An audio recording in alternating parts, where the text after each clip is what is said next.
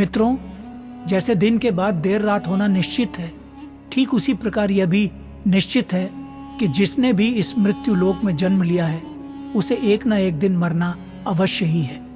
अर्थात अगर पृथ्वी लोक पर कोई सबसे बड़ा सत्य तत्व है तो वह है प्राणी की मृत्यु। फिर भी कुछ लोग ऐसे होते हैं जो इस सच्चाई को स्वीकार नहीं करना चाहते। खैर, आप सभी ने देखा होगा कि हिंदू धर्म में मृत्यु के बाद शव को जलाया जाता है। साथ ही आपने यह भी देखा होगा कि अगर किसी की मृत्यु सूर्यास्त के बाद होती है तो उसका दाह संस्कार अगले दिन किया जाता है, रात को नहीं। ऐसे में आपने गौर किया होगा कि किसी परिवार में अगर किसी की मृत्यु शाम के बाद होती है तो शव को अकेला नहीं छोड़ा जाता। परंतु मित्रों, क्या आप जानते हैं कि शव को रात भर अकेला क्यों नहीं छोड़ा जाता?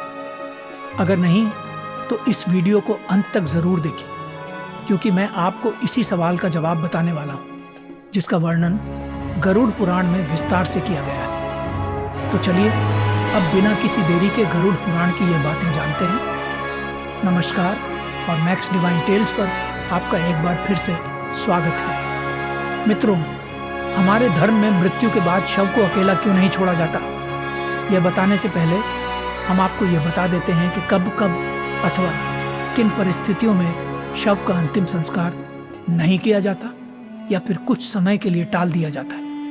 मित्रों, आपको सबसे पहले बता दूं कि अगर किसी की मृत्यु सूर्यास्त के बाद होती है तो शव को रात भर घर पर ही रखा जाता है और अगली सुबह उसका दाह संस्कार किया जाता है। दूसरी स्थिति, अगर मृत्यु पंचक काल में होती है तो भी शव को कुछ समय के लिए घर पर रखा जाता है और जब पंचक समाप्त होता है तभी उसका अंतिम संस्कार किया जाता है, क्योंकि गरुड़ पुराण में कहा गया है कि अगर सूर्यास्त के बाद या पंचक काल में दाह संस्कार किया जाए तो आत्मा को मोक्ष नहीं मिलता।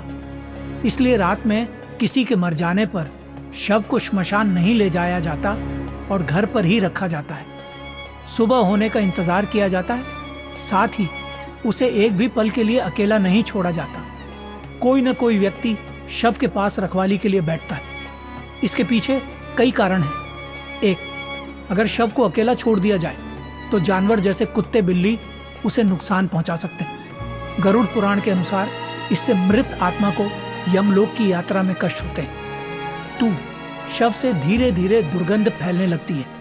अगरबत्ती या धूप जलाकर उस जगह को शुद्ध रखा जाता है ताकि वातावरण शुद्ध बना रहे। 3, गरुड़ पुराण के अनुसार भगवान विष्णु गरुड़ जी के पूछने पर कहते हैं, हे पक्षीराज, इन सब के अलावा अगर किसी की मृत्यु हो जाती है और उसकी कोई भी संतान नहीं है, ऐसे समय पर भी शव को घर पर रखा जा सकता है जब तक कि उसका पुत्र या फिर पुत्री ना आ जाए, क्योंकि जब खुद की संतान मृत सर शरीर को मुखाग्र नहीं देती तो उसका उद्धार नहीं हो पाता। अर्थात वह कई वर्षों तक इसी मृत्यु लोक में भटकता रहता है। 4, इसके बाद विष्णु जी बताते हैं कि सूर्यास्त के बाद किसी मृत शरीर को जला दिया, अर्थात उसका अंतिम संस्कार कर दिया जाए, तो वह मृत आत्मा असुर, दानव अथवा पिशाच योनि में जन्म लेती है, जहां उसे कई तरह के कष्ट सहने पड़ते हैं।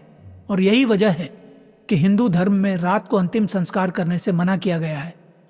5, आगे विष्णु जी बताते हैं कि रात में मृत शरीर को अकेला छोड़ दिया जाए तो उसे शरीर में आसपास भटक रही दूर आत्माएं भी प्रवेश कर जाती है, जिससे मृतक के साथ साथ उसके परिजनों को भी कई तरह के कष्ट भोगने पड़ते हैं। साथ ही ये भी बताते हैं कि शव को अकेला इसलिए भी नहीं छोड़ा जाता कि मरे हुए आदमी की आत्मा वहीं पर भटकती रहती है और अपने परिजनों को देखती रहती है।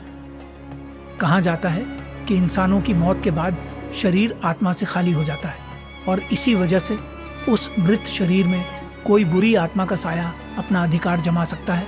इसलिए मित्रों, शव को अकेला छोड़ना उचित नहीं माना गया है और कोई ना कोई इसकी रखवाली करता ही रहता है।